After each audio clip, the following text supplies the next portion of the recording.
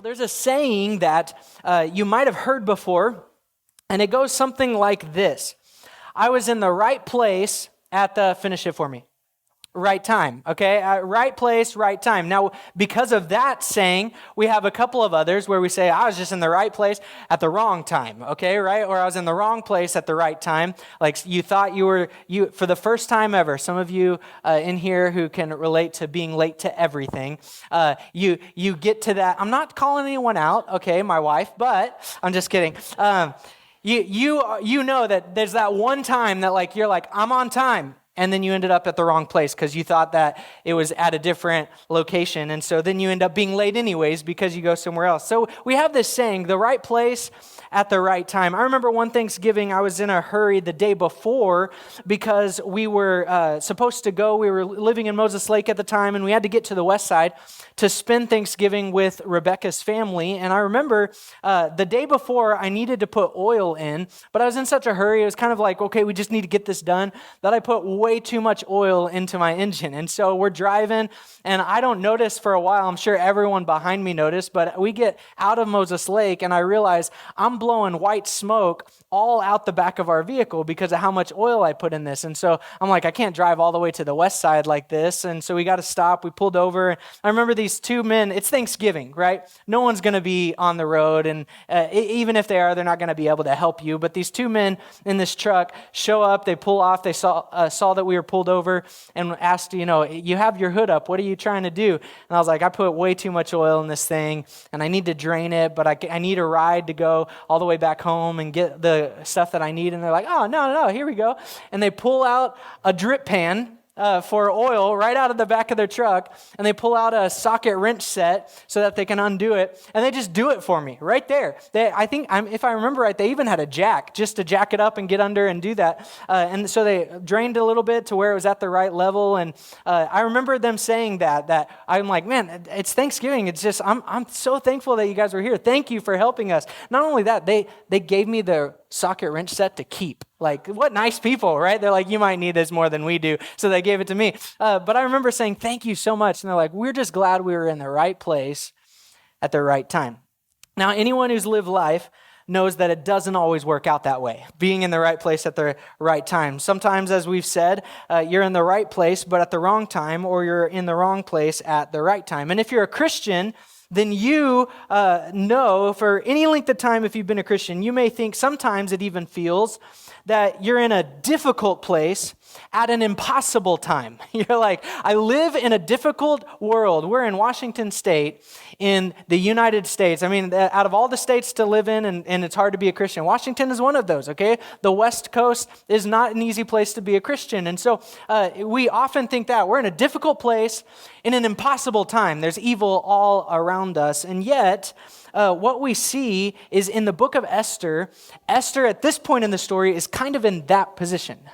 A difficult place at an impossible time, and yet God is using her to accomplish his good purposes. And so if you were with us 2 weeks ago, just to catch us up on where we're at in the story, because we had a week in between. I was gone last week. And so 2 weeks ago when we were in Esther chapter number 3, you might remember that we left the story off at the king has made a decree that cannot be revoked. You remember that law of the Medes and Persians? When it's signed and sealed and delivered, when that takes place, then no longer can this law be revoked. It's done. It's a done deal. And so this decree that could not be revoked had gone out because an evil man named Haman had manipulated and deceived the king and convinced him to put a law into place that would really aid Haman's own personal prejudice and hatred toward the Jews. Because this decree that could not be revoked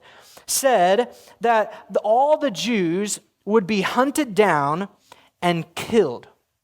And specifically on this day, everyone, free reign, go find the Jews and kill them. That is what is going to take place.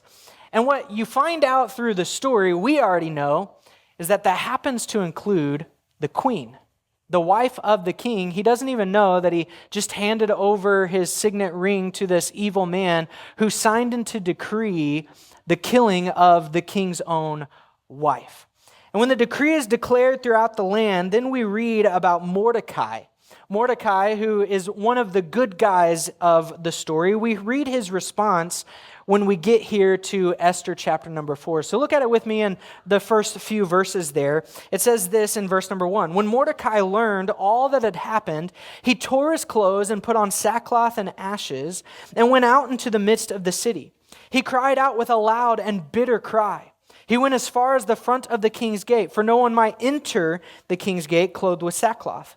And in every province where the king's command and decree arrived, there was great mourning among the Jews, with fasting, weeping, and wailing, and many lay in sackcloth and ashes.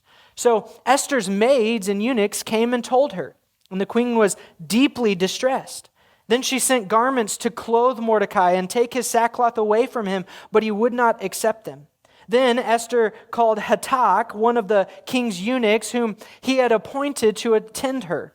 And she gave him a command concerning Mordecai to learn what and why this was.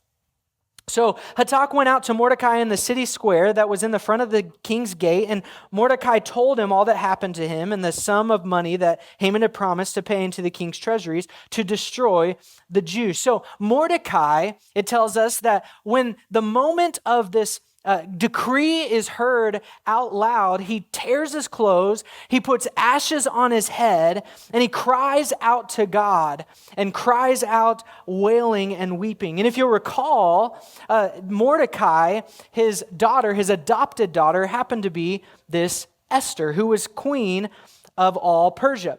And it tells us that she had heard from her maids and from the eunuchs that had served her that all the Jews were mourning in this way, and that her uncle or her adopted dad, Mordecai, was also weeping in this way. And so she tries to help, but Mordecai would not accept the clothes that he had sent. And it's because this is a desperate situation. And apparently Esther did not know about it, because what it tells us is that this eunuch, one of the men who was appointed by her by the king to her, was to inquire of Mordecai what is causing so much distress. So they told Esther, all of them are crying, they're in sackcloth and ashes, they're mourning. I don't know what's happening. And she sends and says, go find out why and what all of this means. I don't know if you've ever been there. It seems like she was one of the people who should know what's going on, right? Have you ever been in that situation where you're like, I'm supposed to be the one in charge, and I don't know what's going on? Something happens, and you're like, I didn't know that was supposed to happen in the workplace or in the home. You're the one who's supposed to be in charge, but something comes up, and you're like, I didn't know that was taking place. Apparently, Esther is in this position right now. She's queen.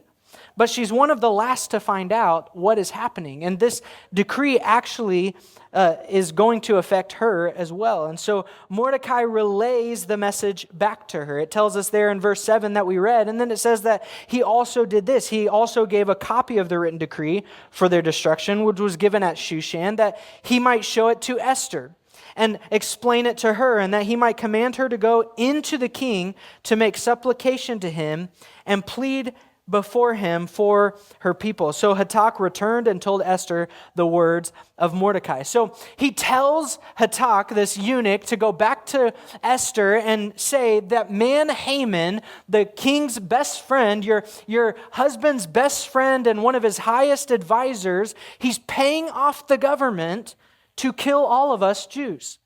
And I find it interesting that it says Mordecai told them all that had happened to him. I don't know if you recognize that, but it says as he's telling him, he tells him everything that has happened to him, Mordecai. Now, this is something that was happening to all of the Jews. So why is this so personal to Mordecai? Well, if you remember, Mordecai had made the decision earlier in the story to not bow down to Haman. And because he would not bow down to Haman, Haman wanted to kill Mordecai and every other Jew with him. And it seems that Mordecai may have been feeling responsible for what is taking place. I don't know if you've ever been in that kind of situation where it seems like I'm trying to do what is right, I'm trying to live what is right, I'm trying to say what is right, and yet all that is happening to me and to the people I care about seems to be evil. But Mordecai here says, hey, Esther, I think you could do something about this. He says, you need to go to the king and plead on behalf of our people. Now, this would have seemed like an impossible task to Esther. I don't know if you've ever been asked to do the impossible, or what at least seems impossible to you, but what often happens in our lives as Christians is that the God we serve will often put his people in seemingly impossible situations. And yet, God has a plan for it. And it seemed like this thing that Esther was being asked to do was something that was impossible for her to do. And she even explains that in the next few verses. Look at her response. It says, "Then Esther spoke to Hatak and gave him a command for Mordecai." And this is what she said: "All the king's servants and the people of the king's provinces know that any man or woman who goes into the inner court to the king, who has not been called, he has but one law: put all to death, except the one to whom the king holds out the golden scepter, that he may live. Yet I myself have not been called to go into the king these 30 days. So it tells us that she hadn't seen the king for 30 days, and she specifically explained, "I can't go in before him." Now, some of you, if you've grown up hearing this story, it's been told in a kind of a romantic way, and it's almost like Esther Cinderella and Xerxes is like Prince Charming. They're in love, right? That's how they fell in love, and so that she should just be able to come before him, right? And ask anything that she wants. But the reality of this situation, as we've gone through this book, is this isn't some cutesy fairy tale. Esther says that they hadn't even been together for 30 days.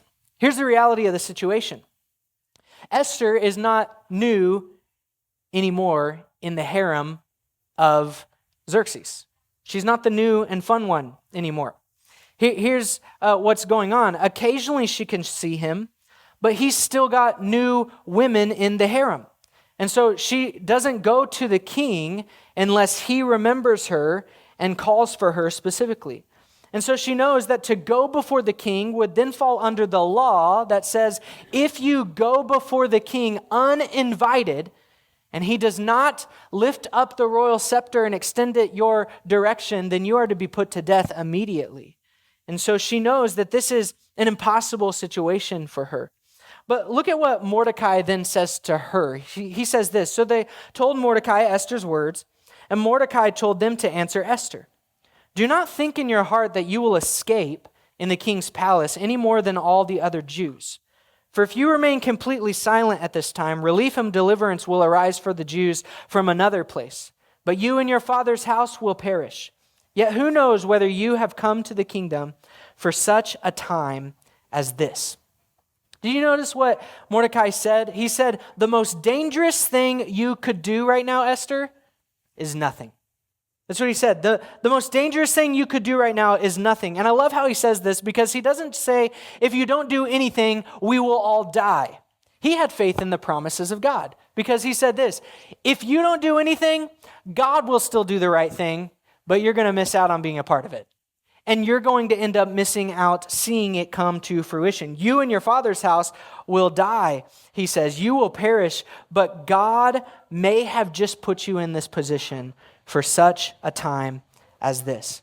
He says God will bring salvation through someone else if you don't do it. This is often what God's sovereignty looks like in the scriptures. He doesn't force you to make decisions, but he works out his will and plan despite people's decisions. Even if you don't do the right thing, Esther, God will do the right thing. But I believe that you are positioned where you are on purpose for this purpose. Esther, she's being invited to get in on what God is doing. And just like Esther, my friends, could it be possible that God has put you exactly where you are for such a time as this? I don't know what impossible scenario you're facing right now, but you need to ask yourself the question, is it possible that God has placed you in that very spot, in that very scenario, for such a time as this? Not just to save yourself, but maybe to even save others as well. Now, I'm sure that Esther, as she's sitting here thinking, she didn't think of herself as a hero. She wasn't some great warrior. She was an orphan who happened to be adopted and unmarried at the time that the king needed a new wife. and she was picked and then prepared for the king, and then the king chose her to be his queen. I think many of us might think the same thing. I'm not anybody special. I'm just me. I'm an ordinary person, but it just so happens that those are the kind of people that God uses. God uses ordinary people to do extraordinary things through faith if they step forward to accomplish God's plan. Now let's see how this starts to then unfold the conversation. It tells us in verse number 15. Then Esther told them to reply to Mordecai, "Go, gather all the Jews who are present in Shushan and fast for me. Neither eat nor drink for 3 days, night or day. My maids and I will fast likewise. And so I will go to the king, which is against the law. And if I perish, I perish."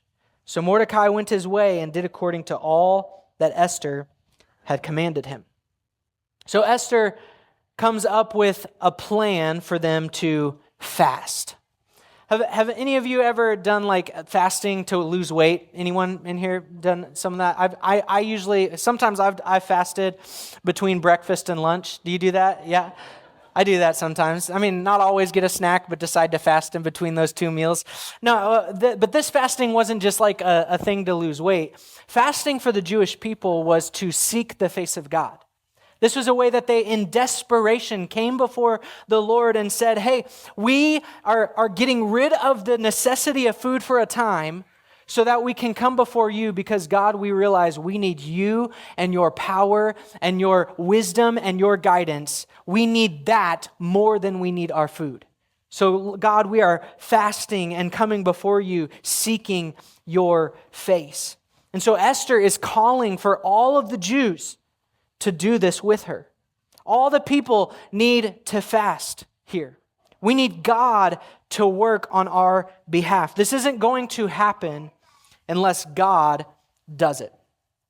And did you notice those last words that she said as she sent off the message? In verse 16, she said, "If I perish, I perish. If I die, going before the king, I end up dying. But I will go by faith and do this." And what courage. If I have to die, I will still do the right thing. If I have to lose my job, I will do the right thing. If I have to lose that friendship, I will do the right thing. If I have to sacrifice something to do what is right, I will do it. That's courage. It's often said that courage is not the absence of fear. I'm sure she was fearful. Her life was at stake. But so many people through history have been quoted saying that courage is not the absence of fear. And I believe we see it over and over because there have been men and women in every generation, in every society, who have made the decision to stand up and do what is right, regardless of what is going to cost them. No matter what it's going to cost, no matter what sacrifice it's going to bring upon their lives, they're willing to stand up and do what's right, no matter what the cost. And so Esther here is showing faith and courage and asks for the Jews to seek the Lord with her, to seek the Lord on her behalf, that she would be able to accomplish his will in saving his people. And Mordecai, it tells us then, does all that Esther had commanded him. And then after those 3 days and 3 nights of fasting, it tells us on the 3rd day, Esther takes that leap of faith. It tells us that in verse number 1 of chapter number 5. We get into chapter 5 and it says this, "Now it happened on the 3rd day that Esther put on her royal robes and stood in the inner court of the king's palace, across from the king's house, while the king sat on his royal throne in the royal house, facing the entry of the house." The way that it describes it for us there, I just see her sitting and waiting and looking at the door and going, "Am I about to do this? I think I'm about to do this. I'm going to go. I know that this is really, truly what I believe the Lord has for me, and so I'm going to move forward in it," as she looks at the door. And then it says this, "So it was when she goes in, when the king saw Queen Esther standing in the court, that she found favor in his sight. And the king held out to Esther the golden scepter that was in his hand. Then Esther went near and touched the top of the scepter. And the king said to her, "What do you wish, Queen Esther? What is your request? It shall be given to you, up to half the kingdom." God's grace, it tells us here, was poured all over this woman. Remember, we said a couple of weeks ago when it says that in the scripture that favor is upon someone from another person, it literally means this: to lift up grace in the person's eyes. So God is pouring his grace upon this woman so that she might find favor in the sight of the king. And when he sees her, he doesn't leave her to die. He extends the scepter, as it says. And she walks up and she touches the top of the scepter. And then this is what the king says: "What do you want? Ask anything, up to half my kingdom." Do you remember we talked a few weeks ago how big this kingdom was? The Persian kingdom was massive. She could have asked for literally anything. This is her moment to look and say, "King, this decree that you just put into place is to kill me and all of my people. And it's because of the hate that this man Haman has." This is her moment to bring it before the king. But is that what she says? Is that what she asks for? No, look at verse 4 with me, what it says she asks for. So Esther answered, "If it pleases the king, let the king and Haman come today to the banquet that I have prepared for him." Then the king said, "Bring Haman quickly that he may do as Esther has said." So the king and Haman went to the banquet that Esther had prepared.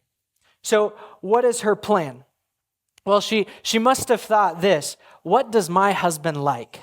He likes parties. We already know that from the story. He likes parties, so I'm going to throw a party. And this is not some huge party for a bunch of nobles of the kingdom. This is an exclusive party. It's a private party with just him and her and his best friend, Haman. If Esther would have right then in the throne room said out loud all of what she was there to really plead before the king, she probably would have died right there. Her husband, we already know from the story, is easily manipulated by his advisors. And he could have been convinced in that moment to kill her right there for a request to revoke the law of the Medes and the Persians. And so she gets him rather in private to ask him the question. She sets him up, is really what she's doing. She's smart. And she does so with a banquet of alcohol. That's what it tells us. Look at verse number 6. It says, "At the banquet of wine," not a banquet with wine, a banquet of wine. Okay, this is a banquet of alcohol. The king said to Esther, "What is your petition? It shall be granted you. What is your request? To half the kingdom, it shall be done."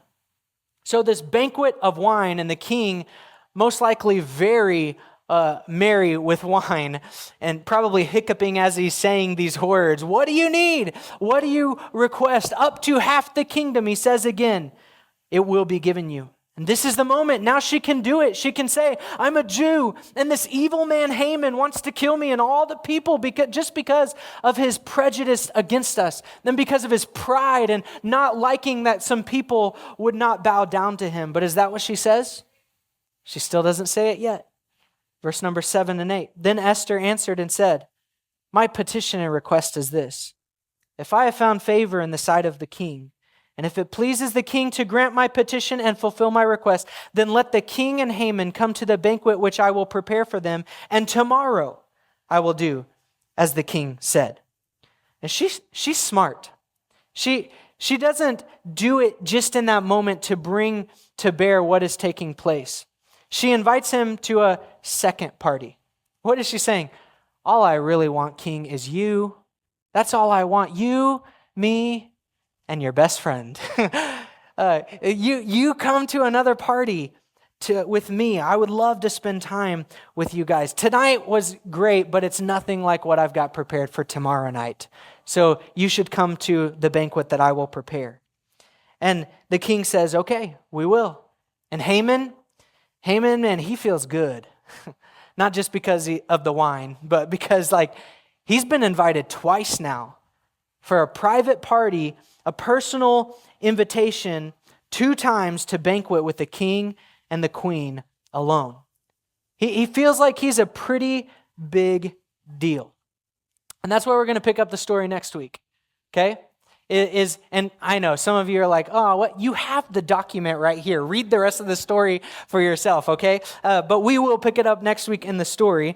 Thankfully, it's one of those things, like if you really are disappointed, it's not like a Marvel film where you got to wait 6 months to a year for the next one to come out. You literally have it. Just read it, okay? And find out what happens next. But we've entitled this sermon series, as we've been looking through this study of the book, we've entitled it Evidence. Seeing God when you don't see God. And we've been tracing the hand of God throughout the story of Esther, even though he's not actually mentioned anywhere in this story. And so as we get to this portion that we just covered, where do we see God's providence in this part of the story? And how does this idea of Esther being positioned purposefully for such a time as this apply to our lives? 3 statements of truth for us to meditate on and apply to our lives. First of all, God often puts his people in hard places on purpose. God often puts his people in hard places on purpose. Christians, my friends, believers today, you need to know this. Just because you are God's people does not mean everything is easy now. It doesn't mean that. In fact, what God often does is that because the world is broken, he desires to use his people to display the heroism that reflects his love and his character so that others may see it and then see his hand at work. And so he puts his people in dangerous positions with scary decisions to make. Didn't he do it with Moses, who had to go before Pharaoh and say, "Let my people go"? Didn't he do it with Daniel, who would be thrown into a lion's den? Didn't he do it with Shadrach, Meshach, and Abednego, who would not bow? And as they stood before the fiery furnace, God was calling them to keep moving forward in obedience despite the difficult situation that was in front of them. And now Esther is in the same scenario. Do I walk into this throne room before the king and risk my own life? And we, as the people of God today, even if it means losing something, we need to be willing to do what is right, even if it costs. God's providence does not always lead to comfort. It often places us right in the middle of risk. And you may not feel ready or qualified for what's in front of you, but if God has placed you where you are, it is not random. You are where you are on purpose, for a purpose.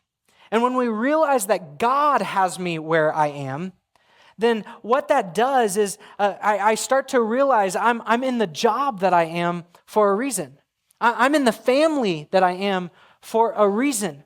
I have these gifts for a reason. I have this influence for a reason. You are connected to those people for a reason. And when I understand that, then the most dangerous thing that I could do is nothing.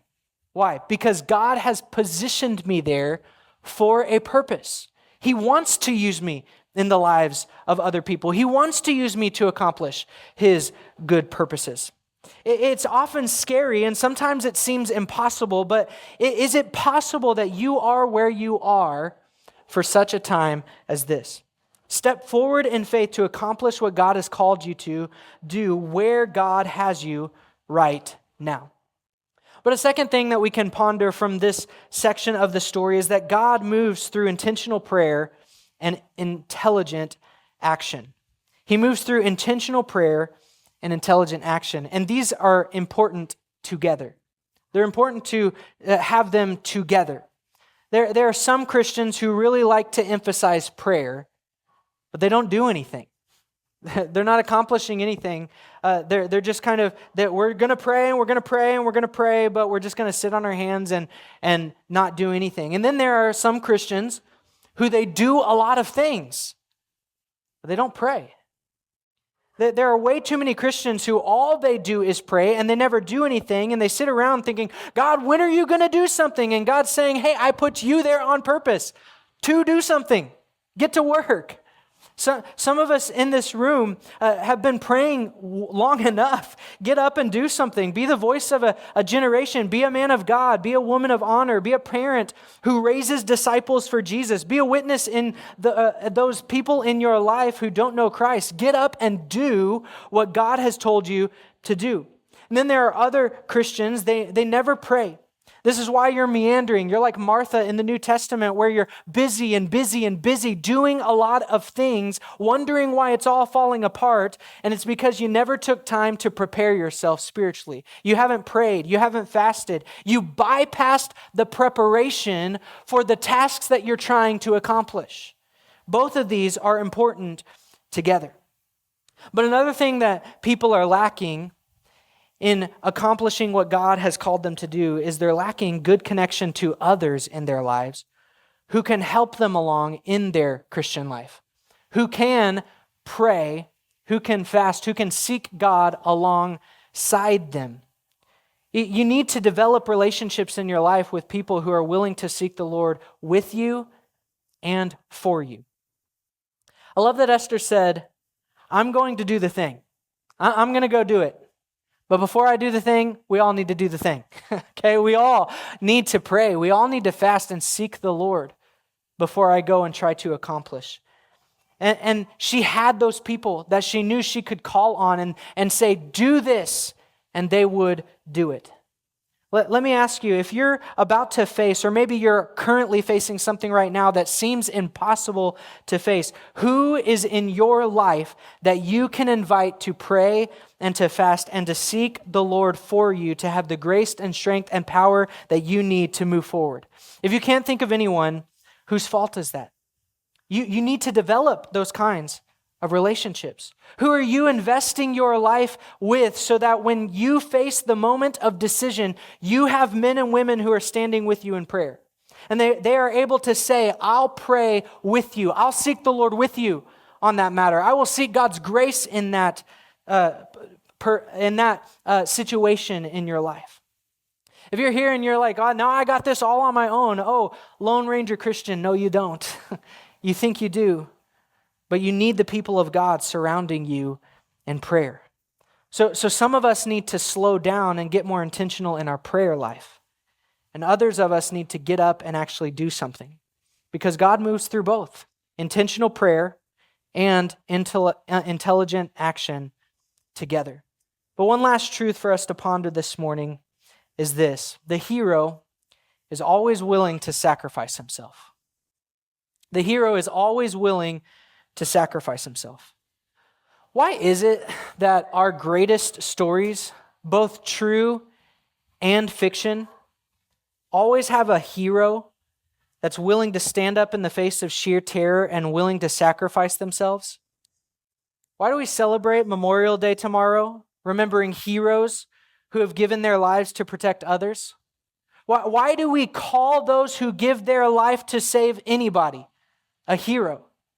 It's almost like the human heart desires, craves, and needs deeply one person to stand up and save everybody, even at their own life's expense. Esther, she would have grown up hearing stories like these. In her scriptures as she grew up, she would have learned of the story of Abraham and Isaac. Isaac willing as an adult child to lay himself down as a sacrifice. But God didn't let him or make him sacrifice his life, though he was willing to. She would have known the story of Moses, who was willing to go before Pharaoh's throne and say, let my people go, willing to sacrifice his own life. But God did not make him sacrifice his life. Daniel, who only 100 years before her said, I will do what is right, even if it costs me my life. Daniel was willing to sacrifice his life, even if it meant being thrown into a lion's den, but God did not make him sacrifice his life. And Shadrach, Meshach, and Abednego willing to sacrifice their lives, but God did not make them sacrifice their lives. And now Esther, being willing to sacrifice her life, actually wouldn't have to sacrifice her life. And as you read throughout all the scriptures, you see this story played out over and over and over and over again, almost like a theme in Scripture. A hero willing to sacrifice themselves, And then God says, no, you don't have to sacrifice yourself. But then when we get to the New Testament, and we arrive in a place called the Garden of Gethsemane, the hero of the whole story of the Bible falls on the ground before God and is willing to sacrifice himself. And he even calls out to God and says, I'll do it. If there's any other way, though, let's do that. Nevertheless, not my will, but yours be done. And this man would be required to sacrifice himself. It's because all of the great heroes of the Old Testament were just pointing to the great hero that is Jesus Christ. And often when we read these Old Testament stories, we like to put ourselves in the shoes of the heroes of these stories. And the truth is, God often does call us to do hard things, just as he did all of the heroes of these stories. But in the whole grand story of all of history, we are not the heroes. We are the people under a death sentence who needed somebody to come and sacrifice his own life to bring us salvation and to reverse that death sentence that we were under. The Bible says that all of us have sinned and fallen short of the glory of God. All of our ability to try to be holy and perfect and enough to survive living in the holy presence of God, they all fall short. We could never do enough to work our way to heaven. We're under a death sentence. So Jesus, who never sinned, chose to pay the price for sin. He died so that we might live. The true hero of the story of all of history is the one who died upon the cross to pay for your sins, who was buried and rose from the grave. And if you've never received Jesus' gift of salvation, let me tell you, Esther is great. Some of these other stories we tell, they're great. I'm thankful for our soldiers who've laid down their lives for our freedom, but none of them hold a candle to Jesus Christ, the hero of all history. I invite you to come by faith today if you never have and follow him. After the service, on your way out, come find me. I'd love to show you from the Bible and talk to you about what it means to find salvation in Jesus and what it looks like to follow him with your life. For all of us who are a follower of Jesus, let me remind you, you are called to be a witness. You are called to serve and love others. You're called to be a light in this dark world. Now that will look a little bit different for each of us because we're all placed and positioned in different areas in our community. We're placed in different families. We're placed in so many different locations. And just as God placed Esther where she was for this purpose, just as the book of Galatians tells us that Jesus entered the earth at the exact right time, the truth is God has put you in that classroom. God has put you in that workplace. God has put you in that neighborhood for such a time as this. So where does God place you? And what is he calling you to step into? Are you facing an impossible situation? The truth is he's with you and has put you there on purpose to step forward in it. Are you unsure what to do? Then seek the Lord in fasting and prayer and invite others around you to pray and seek God with you. Are you afraid of the cost? Remember, our Savior gave everything for each and every one of us. Will you step out by faith and endeavor to do what God has called you to, knowing that it just may be that you are where you are, you know who you have the gifts that you have and everything for such a time as this, that God wants to do something in you. And the truth is, he doesn't need you. That's the truth of what Mordecai said. He doesn't need you, but he's inviting you to be a part of accomplishing his good purposes in this world. Will you, no matter the cost, step forward in courage and faith? Because you are placed there to do exactly that.